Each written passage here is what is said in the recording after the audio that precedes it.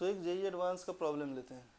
यहाँ पे क्या है, क्वेश्चन को पहले एक्सप्लेन करते हैं, पढ़ लेते हैं। In a circuit metal filament lamp is connected in series with a capacitor of capacitance C mu F across a 200 volt 50 hertz supply.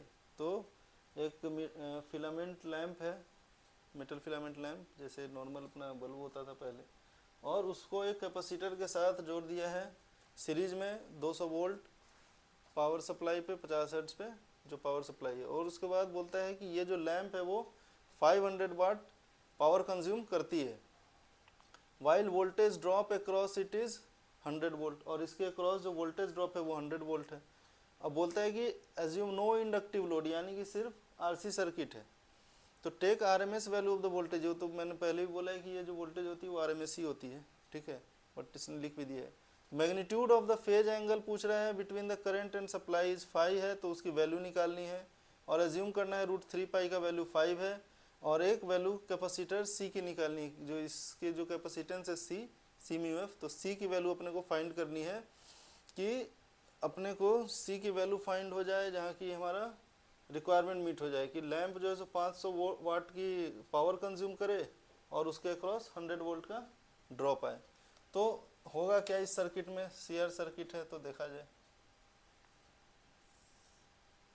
तो वी आर आई आर तो सेम चलेगा, ठीक है, I R V R, M मतलब M है R का और ये भी आई एम है, ठीक है।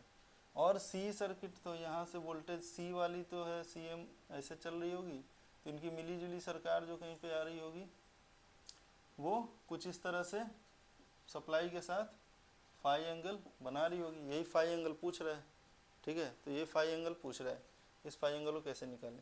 तो चलो स्टार्ट करते हैं। हम जानते हैं कि जो पावर डिसिपेटेड होता है वो कितना होता है, वो होता है हमारा P average is equal to I R M S square into R, ठीक है। यानी कि हम इसको लिख सकते हैं I R M S into I R M S into R, ठीक है। और ये अपने को दे रखा है 100 वोल्ट और ये 500। तो भाई पहला पार्ट तो हो गया कि हमारा आई आर एम एस निकल गया। आई आर एम एस हो गया मेरा 500/100 यानी कि 5 एम्पियर की आर एम एस है। और इसके through I R M S into R करने से अपने को आर की वैल्यू भी निकल गई 100/5 यानी कि 20 ओम। इतना पार्ट तो हो गया, ठीक है। अच्छा, पी एवरेज को जो सप्लाई है उसको हम ऐसे भी लिख सकते हैं क्या, I R M S into E R M S into cos phi power factor, क्योंकि हमको ये सब वैल्यू तो पता ही है। तो 500 is equal to E R M S, I R M S अपनी 5 है और ई आर एम एस कितनी है तो दे रखा है 200, तो कॉस फाई पावर फैक्टर भी हमारी निकल गई। तो फाई तो क्लियर हो गई, ये 100 यानी कि कॉस फाई जो आ रही है सो 1/2 आ रही है, ठीक है। तो निगेटिव का तो अपना खेला है नहीं, क्योंकि मैग्नीट्यूड मांग रहा है, तो मैग्नीट्यूड सीधा कितनी हो गई इसकी, जो फाई हो गई वो हो गई 60 डिग्री या π/3 रेडियन जो भी हो, ठीक है। तो ये तो हो गया कि हमारा फाई निकल गया बहुत आराम से, ठीक है। अब निकालना है सी को, तो सी निकालने के लिए अब हम क्या करेंगे, तो वो भी अब निकल जाएगा, वो भी अब कोई बड़ी चीज़ नहीं रही, क्योंकि अपने को फाई मिल गया है। तो अपने को मिल गया है cos phi is equal to 1/2, ठीक है। अच्छा, कॉस फाई होता क्या है, तो होता है R/Z। हो गया, अब ये भी सवाल कुछ इसमें नहीं रहा। R/Z को क्या लिख सकते हैं एक RC के लिए, R² प्लस XC यानी कि कैपेसिटिव रिएक्टेंस का स्क्वायर। अब मैं x बोल देता हूँ, कोई कुछ और बोलते होंगे, कोई इशू नहीं, ठीक है। चलिए इसको क्या कर सकते हैं हम लोग, स्क्वायर कर दें तो हो जाएगा हमारा XC² is equal to 4R²। देखो जो चीज़ दी हुई है ना अपने सारे प्रॉब्लम में वो चीज़ यूज हुई है, तो ये चीज़ हमेशा याद रखना कि वो चीज़ हम सही डायरेक्शन में जा रहे हैं कि नहीं, प्रॉब्लम सॉल्व करने का वो सही तरीका होता है। देखो XC² क्या आ रहा है अपने को, 3R² आ रहा है, तो XC बराबर क्या आ रहा है अपने को, तो √3 × R आ रहा है। हो गया यार, √3 पहुँचा है, इसका मतलब कुछ तो खेला है, तो हो गया omega C equal to √3r। R की वैल्यू अपने को पता है 20, ठीक है, तो निकाले थे हम लोग।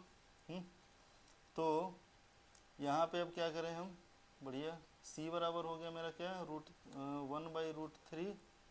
√1/√3 इंटू 20 इंटू ओमेगा। ओमेगा कितना है, तो 50 हर्ट्ज पे सप्लाई है, यानी कि omega is equal to 2πf, यानी कि 100 पाई। तो 1/√3 इंटू 20 इंटू 100 पाई। तो देखिए π√3 मिल गया अपने को, π√3 मिल गया तो हो गया खेल। 20 इंटू 5 इंटू 100, यानी कि नीचे में आ गया, तो यानी कि तेरे को आ गया 10⁻⁻4 म्यू फराड, ठीक है। अब इसको म्यू एफ में बदलना है अपने को, क्योंकि सी चाहिए म्यू एफ में। तो c इज इक्वल टू हम लिख सकते हैं 10² इंटू 10⁻⁻6 f, यानी कि 10² म्यू एफ, और c equal to 100 mu F. तो बस प्रॉब्लम को टैकल करने आना चाहिए और कुछ नहीं, वैल्यू सब दी रहती है, टैकल करने आना चाहिए, माइंड क्लिक करना चाहिए। एग्जाम में बस और कुछ इशू नहीं होता है, उस समय तुम्हारा दिमाग क्लिक करता है कि नहीं उस चीज़ पे, ठीक है। लेकिन अगर तुम ज़्यादा से ज़्यादा प्रैक्टिस करे रहोगे एक तरह के प्रॉब्लम पे, तो एसी सर्किट में मोस्टली इसी सब टाइप के प्रॉब्लम ही होते हैं। कुछ ग्राफ के होते हैं, वो भी कभी नेक्स्ट वीडियोस डालूंगा तो उसमें ग्राफ के प्रॉब्लम्स भी करा दूंगा, लेकिन अब खुद भी तुम सॉल्व कर सकते हो, बिकॉज फेजर आता ही है और कर्व्स पता ही है। लेकिन मैं कुछ प्रॉब्लम करा दूंगा जिससे कि और आसानी हो जाएगी उनको सॉल्व करने के लिए, ठीक, डन।